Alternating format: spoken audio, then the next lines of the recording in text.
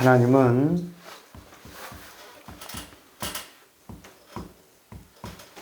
존귀와 영광이십니다. 뭐라고요? 존귀와 영광. 다 동격입니다. 존귀. 존귀라고 하는 말은 그 직위를 말할 때 그 지위와 신분이 높고 귀하다. 지위와 신분이 높고 뭐하다? 귀하다. 귀하다. 하나님만이 존귀하시다. 그분에게만 영광이 있다. 라고 말씀하는 겁니다. 우리가 하나님과의 관계를 성경은 어떻게 표현하고 있냐면 결혼이라고 하는 단어를 씁니다. 하나님과 뭐 하였다? 결혼하였다. 그래서 이 결혼하였다라는 이 단어가 구약에 나는 너와 결혼하였다. 그 가장 아주 결정적이고 절정인 것이 호세아와 고멜의 이야기도 그 결혼에 대한 이야기로 끝까지 버리지 않고 사랑한 그 사랑의 이야기를 기록하고 있고, 그 다음에 그 애가서가 있죠, 성경에. 그 사랑을 노래한 노래책이 아가서입니다. 아가. 그게 다 결혼에 대한 이야기예요. 결혼. 그 다음에 결혼에 대한 그 이야기에서 나온 최고의 단어가 안다라는 겁니다. 안다. 결혼해서 아는 거야. 이것을 히브리어의 야다동사라고 합니다.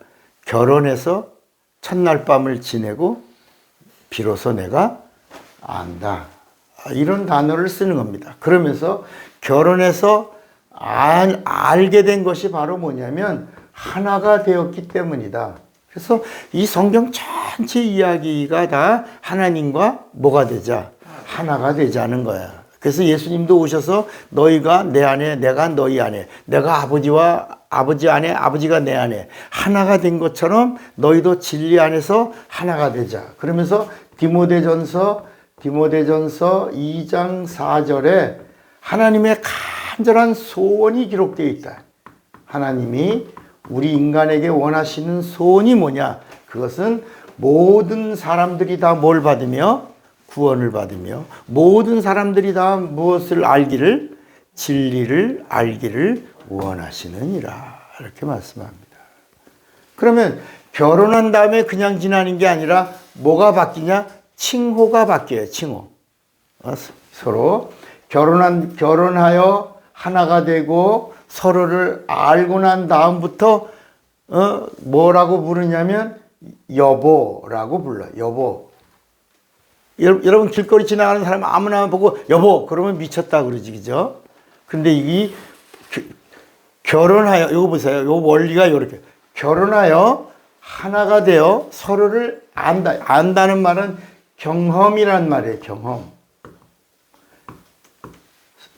이렇게 된 다음에 신분이 바뀌고 언어가 바뀌는데 여보라고 하고 또 하나는 뭐라 그러죠?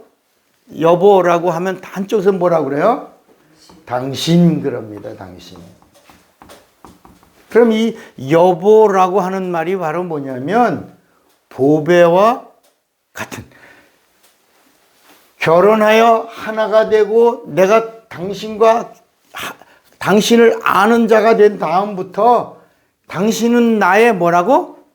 보배다. 보배로운 당신. 보배와 같은 여보라고 부르는 것은 나의 보배요 라고 부르는 거야. 나의 뭐요? 보배요. 당신이란 말은 뭐냐면 내 몸과 같이 존귀한 몸이 존귀한 몸이신. 존귀한 몸이신. 그러니까 예를 들어 남편이 여보라고 부를 때 나의 보배와 같은 여는 같을 여예요. 보배와 같은. 당신이란 말은 뭐라고? 존귀한 몸을 나의 존귀한 몸이신 당신이요. 이런 존귀한 나의 몸이요. 그런 뜻이야 이게. 그런데 우리가 세상 사람들이 살면서 부르는 이 단어가 성경에 있다 없다? 성경에도 있다는 거야. 있다고. 이게 그 단어가 바로 뭐냐면 헵시바야. 헵시바. 헵시바하고 또 하나가 뭐냐면 뿔라라는 거예요. 뿔라. 그러니까 이 성경 전체 이야기예요 이게. 그래서 이 하나님과 우리 인간이 결혼해서 하나가 되고 경험하여 아는 자가 될 때 이 헵시바라는 말은 내 뼈여 내 살이라. 뼈 중에 뼈여 내 살이라. 이 헵시바는 이건 총각이 처녀에게 부르는 거야. 나의 기쁨이요. 내 뼈 중에 뼈요. 그러니까 총각이 처녀에게 첫날 부르는 거야. 뿔라라는 처녀가 총각에게 첫날 부르는 말이야.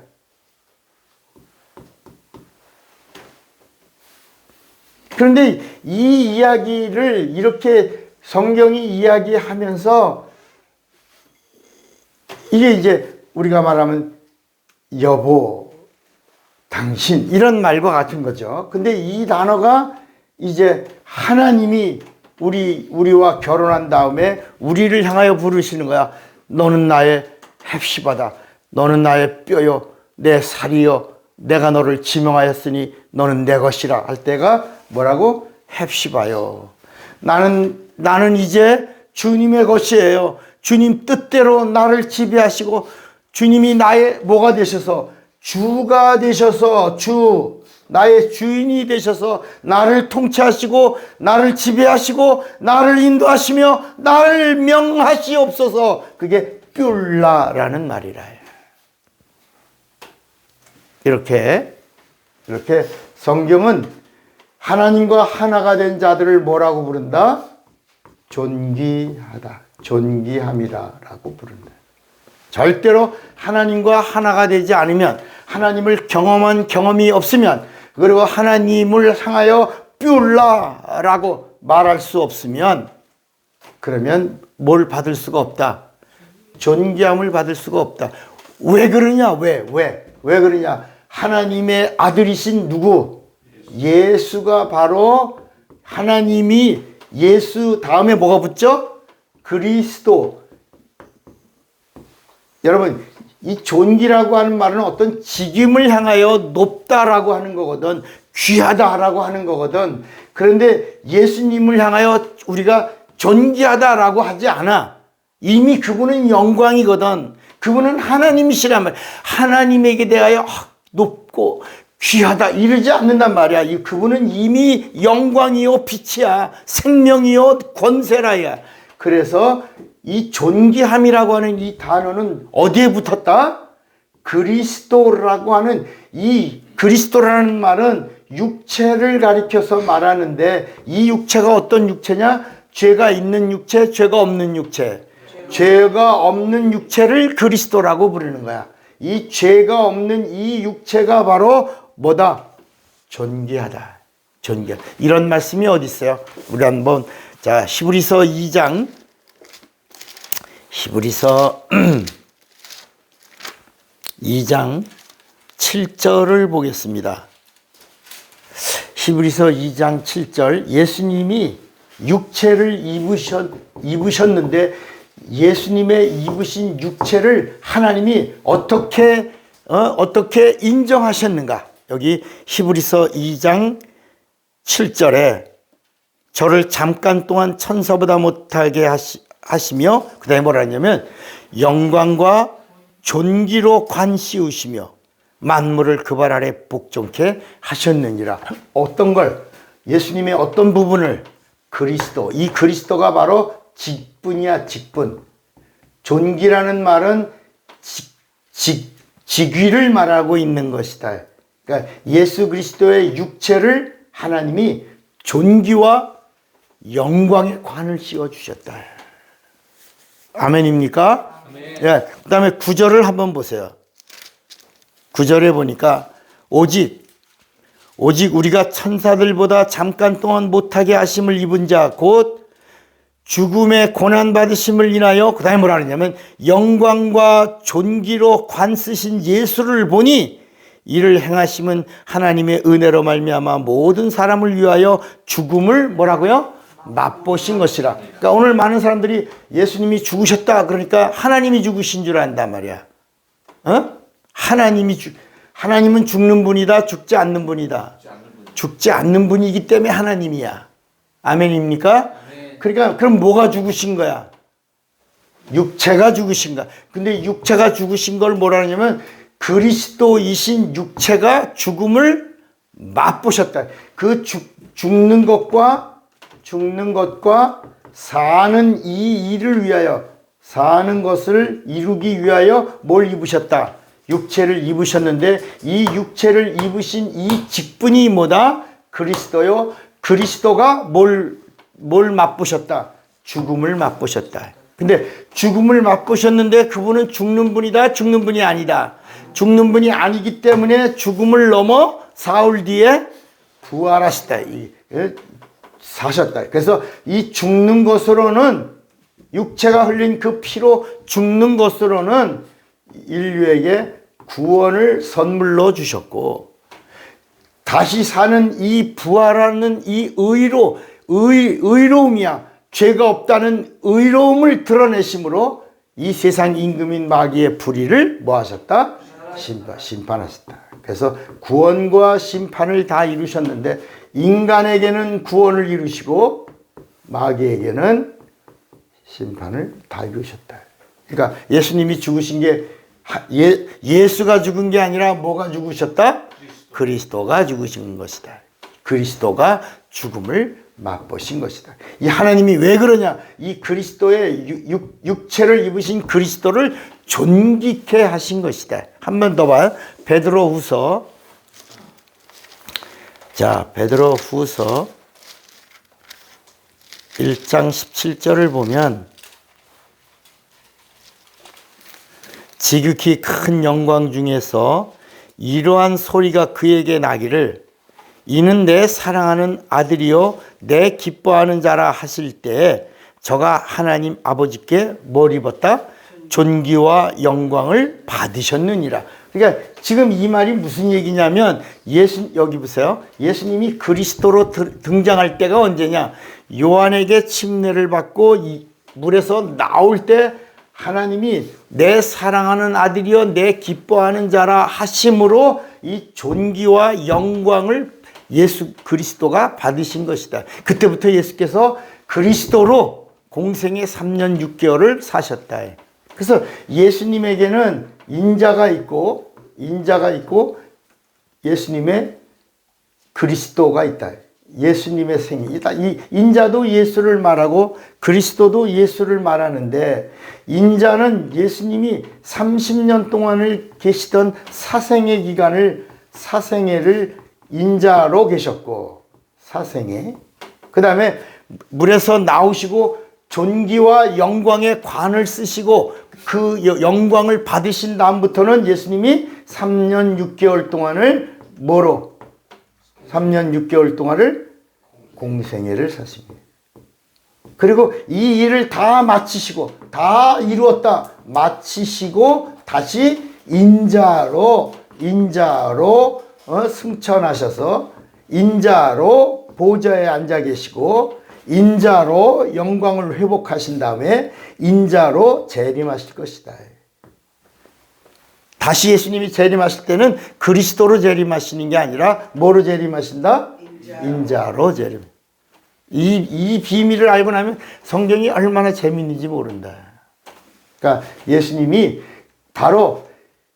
예수님은 이미 영광이야. 그런데 그리스도, 육체를 입으신 그리스도가 하나님으로부터 존귀와 영광과 권세와 능력을 받으신 다음부터 이제 예수님이 이 땅에 오셔서 모든 이름이 다 예수의 이름 앞에 무릎 꿇게 하시고 이 세상의 모든 권세가 다 예수 그리스도의 앞에 무릎을 꿇게 하신 것이다. 한 번 더. 자, 계시록 5장, 요한계시록 5장 12절에 보면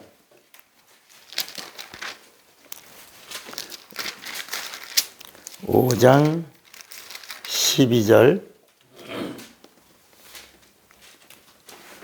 큰 음성으로 가로되 죽임을 당하신 어린 양이 능력과 부와 지혜와 힘과 그 다음에 뭐라냐면 존귀와 영광과 찬송을 받으시기에 합당하도다 하더라.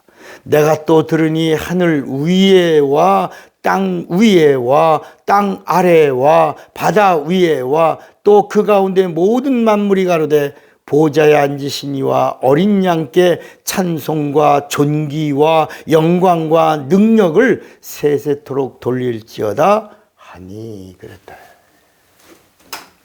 자, 그러니까 이 세상에서 육체를 입으신 분 중에 최고의 영광과 존귀를 받으시고 그 영광과 존귀와 권세와 능력을 갖고 계신 분이 누구다? 예수 그리스도다. 예수 그리스도. 그러면 이 세상에 살고 있는 우리 인간이, 자, 이제 우리 인간이 존귀함을 받을 수 있다, 없다? 없어. 인간은 이미 마귀에게 팔렸어. 죄의 종이 됐어. 마귀의 자식이 됐단 말이야. 그래서 우리 인간은 어느 누구도 존귀와 영광을 얻을 수가 없어. 그러나 우리 인간은 성경이 뭐라 해? 질그릇과 같다. 질그릇. 오직 보배이신 분은 누구밖에 없다. 예수가 보배야. 그래서 이 질그릇에 보배로우신 예수만 모시면 우리 인간도 예수 믿으면 뭐가 된다? 우리도 보배로운 자가 된다. 보배로운 자가 돼서 우리도 존귀한 자로 하나님이 여기신다. 자, 그러면 이제 하나님이 여기 총각이 처녀를 향하여 헵시바 하고 처녀가 총각에게 삐올라 하는 것처럼 하나님이 이제 예수 그리스도 안에 있는 자를 하나님이 예수를 존귀와 영광으로 관씌워 주신 것처럼 영광과 존귀와 관쓰신 귀하신 보배로우신 예수 그리스도를 영접한 자들을 하나님이 뭐라고 부르시냐? 하나님이 우리를 헵시바 하라고 부른다. 나의 보배여, 보화와 같은 나의 보화여 헵시바라고 할 때 그때 우리는 뭐라고 하나님께 하냐? 우리는 뭐라고? 나는 이제 주님과 하나입니다. 한 몸입니다. 할 때가 뭐라고? 삐올라라고 하는 거다. 이 이야기가 성경에 나오는 거야. 그래서 이 삐올라라고 한 자가 누구냐? 오늘 말씀 요한복음 1장 12절이야. 영접하는 자, 곧 그 이름을 믿는 자들에게는 하나님의 자녀가 되는 권세를 주셨으니 누가 하나님의 존귀를 얻을 수 있냐? 자녀된 자야. 예수를 영접한 자다. 근데 이거는 그냥 이루어진 게 아니라 오늘 다시 요한복음 1장 13절을 보면 이는 혈통으로나 육정으로나 사람의 뜻으로 나지 아니하고 오직 하나님께로서 난 자들이니라. 그러니까 사람들은 그냥 예수 영접하면 존귀한 자가 되나 보다. 근데 이거는 성경이 뭐라고 말하냐? 요한복음 1장 12절만 읽으면 예수 영접하고 예수 믿으면 존귀한 자가 되나 보다 라고 했는데 13절을 보니까 여기에 하나가 더 있다. 영적인 문제가 해결되어야 된다. 이는 혈통으로나 육정으로나 사람의 뜻으로 나지 않아야 된다. 오직 하나님께로서 난 자가 되어야 존귀한 자여 영광에 참여할 수가 있다. 자, 우리 성도의 신분이 어떤 신분이에요? 하나님의 자녀가 됐어. 그래서 이제 마지막에 하나가 더 나오는 거야. 자, 한 번 더 베드로전서 1장 7절 한번 봅시다. 베드로전서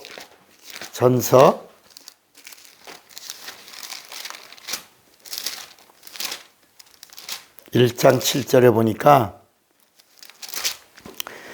우리를 어떻게 하셨냐? 너의 믿음의 시련이 불로 연단하여도 없어질 금보다 더 귀하여, 그 다음에 뭐라 하냐면 예수 그리스도에 나타나실 때 칭찬과 영광과 존귀를 얻게 하려 함이라. 그러니까 끝까지 예수 믿는 자의 믿음을 지키고 선한 싸움을 싸우고, 그리고 내 신앙이 마지막 하나님 앞에 완성되어 섰을 때 하나님으로부터 뭐라고 여기 다시 칭찬과 영광과 존귀를 얻는 자가 된다.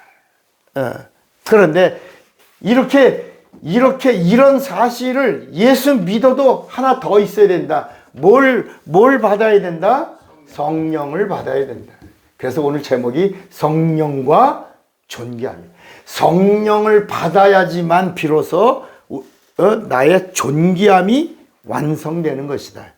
그러면 성령은 어떤 분이냐? 성령은 우리가 예수 그리스도 안에서 죄사함 받은 자여 하나님의 은혜와 하나님의 사랑을 받은 존귀한 자라고 하는 사실을 뭐 해주신다? 보증해 주시는 분이다. 보증함을 받으라.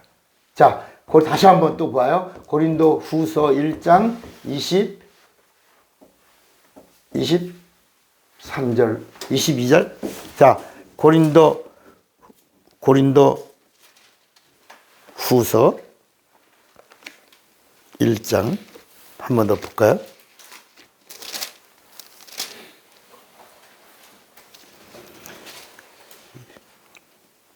22절 볼까요? 2절. 저가 또한 우리에게 인치시고 보증으로, 그 다음에 뭐라 했죠? 성령을 우리 마음에 주셨느니라. 또 한 절, 고린도 후서 5장 5절을 봐요. 5장 5절에 곧 이것을 우리에게 이루게 하시고, 그 다음에 뭐라 하냐면 보증으로 성령을 우리에게 주신 이는 하나님이시니라. 자, 에베소서 1장 한번 봐요. 에베소서 1장 13절을 보면 그 안에서 너희도 진리의 말씀 곧 너희의 구원의 복음을 듣고 그 안에서 또한 믿어 약속의 성령으로 뭘 받았으니? 인치심을 받았으니 이는 우리의 기업의 뭐가 되사? 보증이 되사 그 얻으신 것을 구속하시고 그의 영광을 찬미하게 하려 하심이라 그랬다. 그러니까 이 성령은 어떤 분이냐? 우리가 하나님으로부터 존귀한 자가 되었다라는 사실을 보증해 주시는 분이다. 너는 하나님으로부터 존귀한 자다. 존귀한 자다. 그러니까 존귀함의 완성은 뭘 받는 것으로? 성령 받는. 천국은 어떤 자들이 가는 곳이다? 존귀한 자의 인정을 받은 자들이 가는 존귀한 나라다. 그러나 우리가 볼 때는 우리는 이 세상에서 윤리와 도덕을 가지고 잣대를 대죠. 그러지 말라는 거예요. 이 윤리와 도덕으로는 우리 인간은 다 죄인임이 판정된 거야. 율법이 최고의 윤리와 도덕 법이에요. 이 율법을 주신 이유가 율법으로 정죄받고 심판하려고 한 게 아니라 율법을 통해서 우리가 뭐가 된 거? 죄인 되었다. 절대로 이 세상에서는 존귀한 자가 될 수 있다 없다? 없다는 거야. 그러니까 여러분, 저런 사람이 예수 믿고 구원받는데요? 사람들은 그렇게 말할 수 있어. 그런데 여러분, 세상에서 제일 악한 자가 누구야? 강도 아니에요? 강도 중에도 어떤 강도야? 살인 강도야. 근데 그 살인 강도가 어디에 있었냐? 예수님의 십자가 옆에 있었거든. 강도짓 하다가 도둑질하러 갔다가 강도가 돼서 사람을 죽인 자야. 그래서 가장 흉악범으로 십자가에 매달렸을 때 그가 윤리와 도덕의 잣대를 놓은 나쁜 놈이지. 그런데 그가 그 영혼만은 하나님으로부터 존귀함을 얻고 싶었다. 당신의 나라에 임할 때 내 영혼은 존귀함을 얻게 해주세요. 그랬더니 예수님이 너는 오늘 나와 함께 낙원에 있어. 낙원이 누가 가는 거야? 존귀하다 여김을 받는 자들이 가는 나라다. 여러분, 이 세상에 우리 인간은 겉은 다 멀쩡하지. 그러나 위기가 들어가면, 위기가 오거나 고난이 오거나 환난이 오거나 핍박이 오거나 어려운 일들이 닥치게 되면 인간의 인성은 타락해도 무지막지하게 타락한다. 성경은 그런 걸 이야기하면서 세상의 방법으로는 존귀함을 얻을 수가 있다 없다? 없다. 오직 우리 인간이 하나님으로부터 존귀함을 얻을 수 있는 방법, 죄사함을 얻는 방법. 그래서 우리가 거룩해지는 것이 존귀한 건데, 거룩해지는 방법이 뭐냐? 거룩이라는 단어를 이야기하면서 이 거룩이라고 하는 이 단어만이 우리가 하나님으로부터 존귀함을 얻을 수 있는데, 이 세상 어디에 우리 인간이 거룩할 수 있냐? 없다. 그래서 예수의 피만이 우리를 거룩하게 한다. 그래서 예수께서 내 피를 마셔라, 내 살을 먹어라 하시고, 예수의 피가 묻어 있어야 거룩한 자지. 옷을 가운을 입고 거룩하고 목소리를 할렐루야 이렇게 한다고 그래서 거룩해지는 게 아니라, 우리가 난 존귀한 자가 되고 싶어, 나 재물이 많다고 존귀한 자가 되는 게 아니라, 성경은 예수의 피로 거룩한 자가 되고, 그리고 예수 그리스도 안에 있어야 존귀한 자가 되고, 하나님으로부터 너는 나의 헵시바다, 내 뼈다, 내 살이다 라고 이렇게 불러줘야, 그래 비로소 내가 하나님을 향하여 나는 당신의 것입니다 뿔라 할 수 있을 때 비로소 우리가 존귀한 자가 되고, 우리가 존귀한 자가 되었다는 사실을 성령이 보증해 주셔야지만 우리가 존귀한 자가 되어 이 땅에서 거룩한 자. 그래서 존귀한 자를 뭐라고 불렀냐? 성도라고 불러요. 우리는 아무나 교회 나오면 성도님, 성도님. 그런데 이 성도라는 말이 존귀한 자란 뜻이다. 여러분, 우리가 남은 생에 육체가 있는 동안에 존귀한 자로, 존귀한 자는 가만히 있자, 존귀한 자다라고만 있으면 안 돼. 그래서 사도행전 1장 8절에 오직 성령이 너희에게 임하시면 너희가 권능을 받고 예루살렘과 온 유다와 사마리아와 땅까지 이르러 나의 증인이 되라. 행하라. 뭐라고요? 행하라. 행하라. 마가복음 16장 20절에 제자들이 두루 나가 말씀을 전파할세 주께서 함께 역사하사 그 따르는 표적으로 말씀을 확실히 증거하시니라. 이렇게 행하라. 존귀한 자가 되었으니 이제는 존귀한 자로 사는 자가 되시기를 바랍니다. 주먹 한번, 주먹 꽉 잡으세요. 주먹 꽉. 나는 성령과 존귀함을 아는 자가 되리라. 두 번만 시작. 나는 성령과 존귀함을 아는 자가 되리라. 나는 성령과 존귀함을 아는 자가 되리라. 다 같이 예수여 부르고 기도합니다. 예수여.